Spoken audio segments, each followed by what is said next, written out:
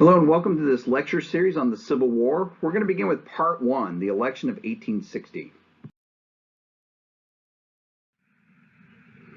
By 1860, the nation was on the verge of tearing itself apart, and Democrats in particular were becoming really edgy. Now, they had won the previous two elections. They had elected Franklin Pierce and then James Buchanan to the presidency. But both of these candidates were what they called dough faces, right? These were Northern Democrats who were sympathetic to the Southern plight and Southern issues, right? Southern Democrats in 1860 saw with this threat of a growing political party, anti-slavery party called the Republican Party, that they had to be a little more assertive about the Democratic Party candidate. So they're going to insist we have to have a Southern Democrat to be our candidate, right? So the Democrats are going to meet in April of 1860 in Charleston, South Carolina, which is really not a great place to meet, right? This is Fire Eater Central. This is where the center of secessionist talk is based in. That's what a fire eater is, right? A pro-secessionist Southerner, okay? So they're going to meet down there, and Southern Democrats are going to say, we have to have a Southern Democrat for our candidate. The Northern Democrats are going to say, we can't do that because if you do that, he can't get elected. And what ends up happening is a deadlock, and the Southern Democrats walk out on the convention. 6 weeks later, they're going to try again. They're going to meet in Baltimore, all right, a little bit more neutral ground, and you're going to have the same result. The Fire Eaters and the Southern Democrats are going to walk out of the convention. Only this time the Northern Democrats are going to go, you know what, let's pick someone. And, well, they pick another doughface, right? Illinois Democrat Stephen A. Douglas, right, is going to be their Northern Democratic candidate. But the Southern Democrats aren't going to just go home. They're going to get together themselves, and they're going to pick a candidate. The sitting Vice President of the United States. He's from the South. He's from Kentucky, right? John C. Breckinridge. Okay, and so now the Southern Democrats have a candidate and the Northern Democrats have a candidate. You got two candidates for the presidency. Well, we also have a third party. I'll get to the Republicans in a second.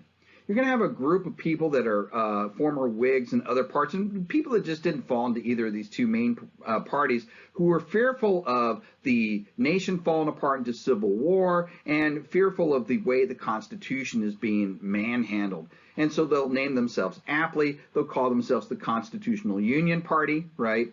And so they are a party that supports following the Constitution to the letter and keeping the Union together and avoiding civil war.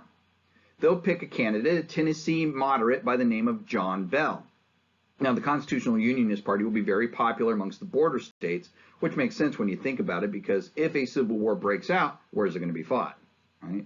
And then finally, we have the Republican Party, right? The Republican Party had run John C. Fremont in 1856, and he had won 11 states, but it wasn't nearly enough to win the Electoral College, right?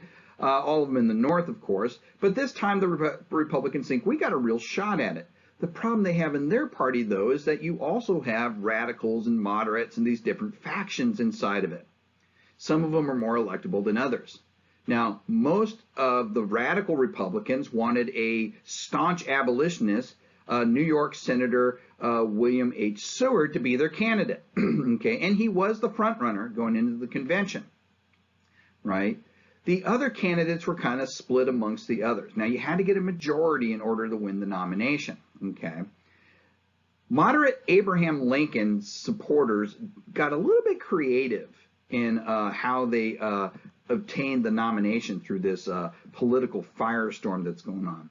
What Lincoln's supporters did is they went amongst the other non-William Seward supporters and said, look, we got our guy, you got your guy, we respect that, we appreciate that.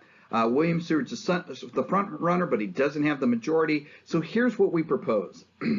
If it looks like your guy can't take William Seward, would you be willing to make our guy your second choice? That's all they asked. Make our guy your second choice.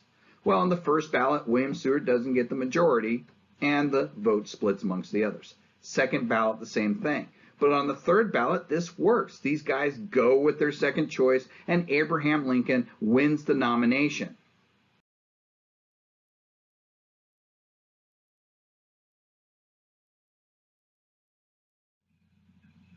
And a moderate was clearly what the Republicans needed to win the election. 81% of eligible voters went to vote. And Abraham Lincoln is going to win the entirety of the North with the exception of one electoral vote in New Jersey that's going to go to Stephen A. Douglas. Stephen A. Douglas will also win the border state of Missouri. The constitutional unionists will have strong showings in Tennessee, Kentucky, and Virginia and win those states. And then, of course, the South is going to win the Deep South along with the slave states of Maryland and Delaware, right? But the key thing here in this election, the thing that really put Democrats on edge, was the fact that in these far southern states, Texas, Arkansas, Louisiana, Mississippi, Alabama, Florida, Georgia, and North and South Carolina, Abraham Lincoln was not even on the ballot. He wasn't even a choice. So if you're a Southerner, do you think the Constitution really does represent you anymore?